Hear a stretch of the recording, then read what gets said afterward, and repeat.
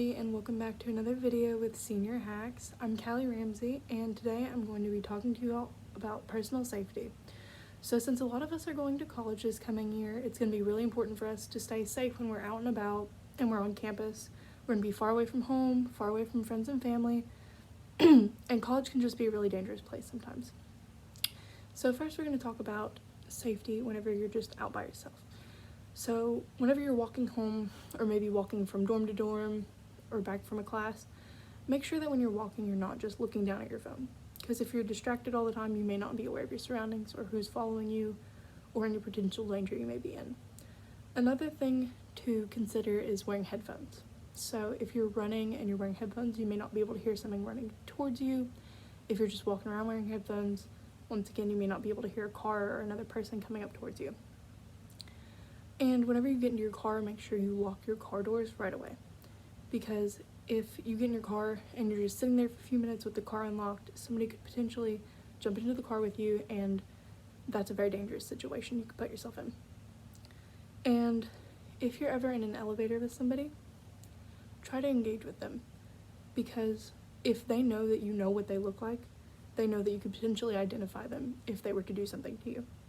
If you get a good look at their face, of the faces of strangers that you're around, that may dissuade them from doing anything potentially harmful to you, because they know that you know what they look like. Whenever you're parking on campus, always try to park in a well-lit area, and just in general, it's a good idea to have a buddy system, or just make sure somebody knows where you are at all times or what your plans are. Now, when you're at home or in your dorms, another good idea is to keep the doors and windows locked. You don't want anybody potentially coming in, even if it's hot outside. You know, just deal with it. That's much better than dealing with an intruder. And always try to keep an extra key fob near your bed, because this little button could be very important. See, if you press this and somebody has broken into your house, this sets off your car alarm. So all of your neighbors are now awake, and that could scare your intruder. That could make them want to leave. So this could potentially become very life-saving to you. And it's just a generally good idea to keep your blinds closed at night and during the day when you're in the house, because you don't want people looking in or getting an idea of who's in the house. So now next up is if you're being followed already.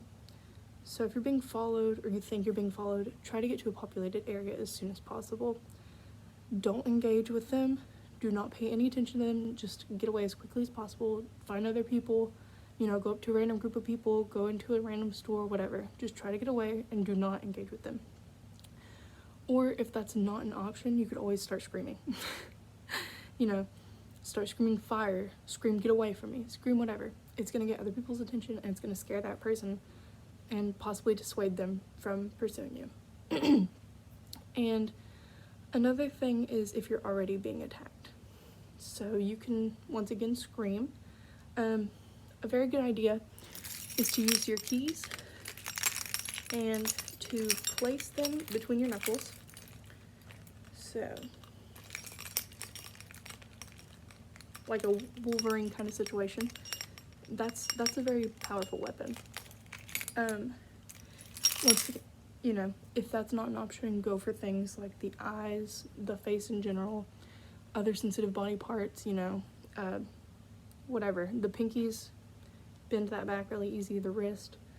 And do everything in your power to keep from going to a separate location. A possible idea is, if you are being grabbed, is to pee yourself. That will make them want to be away from you. That is disgusting, and nobody wants to be covered in pee. That's just, worst case scenario, obviously.